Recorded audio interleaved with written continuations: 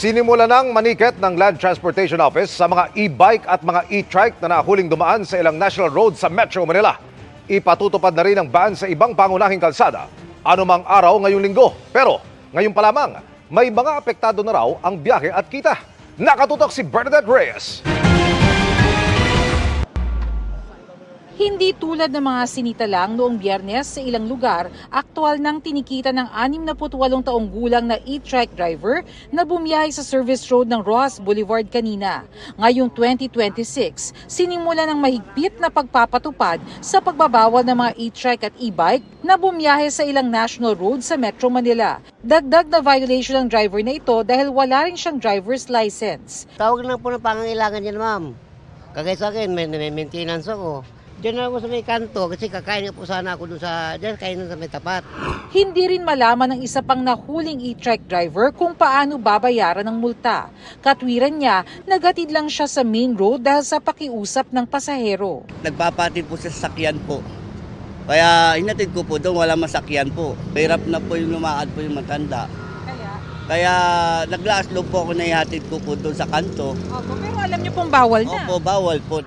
Pero para sa mga sumusunod tulad ni John, kapalit naman ang mas mahinang kita.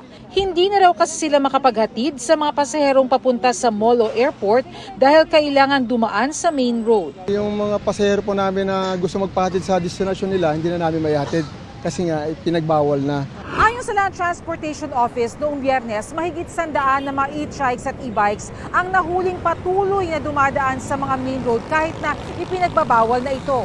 1,000 pesos ang multa para sa obstruction of traffic at sa susunod, i-impound na rin daw ang mga sasakyan. Turuan natin yung mga kababayan natin pumunta sa inner roads. Pero kapag ganito pa rin, sabi ko nga, pahigpit tayo ng pahigpit.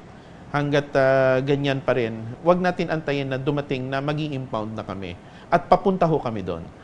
Bukod sa EDSA, C5 Road, Rojas Boulevard at Quirino Highway mula Magallanes at South Luzon Expressway, anumang araw ngayong linggo, ipagbabawal na rin ang e-trike at e-bikes sa Commonwealth Avenue, Quezon Avenue at Marcos Highway. Malaking kawalan po, ma'am. Kasi po? Mawawalan po kami ng trabaho eh. Malaking kawalan po namin. Mawawalan po kami ng hanap buhay eh. Ito lang mga kinukuha namin ng pag-araw namin. Problema rin ito para sa mga nakausap kong pasahero, tulad ni Marivic Carlos na hirap maglakad dahil sa iniindang sakit. Nahirapan kami. Kasi lumabo yung sakayan eh, malayo-layo pa eh. Ay nihingal po ako eh. Hindi po ako makalakad ng maayos. Mahirapan po kami makaabang ng mabilisan ng sasakyan po.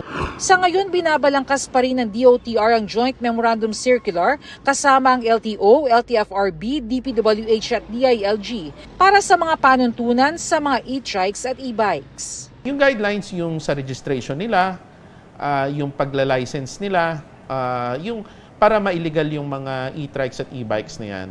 At saka mas malinaw kung saan pang mga areas silang pagbabawalan. Once na-regulate mo yan, may required din sila ng driver's license, nauunawaan nila yung mga traffic rules and regulations, kung saan sila hindi pwede at pwede.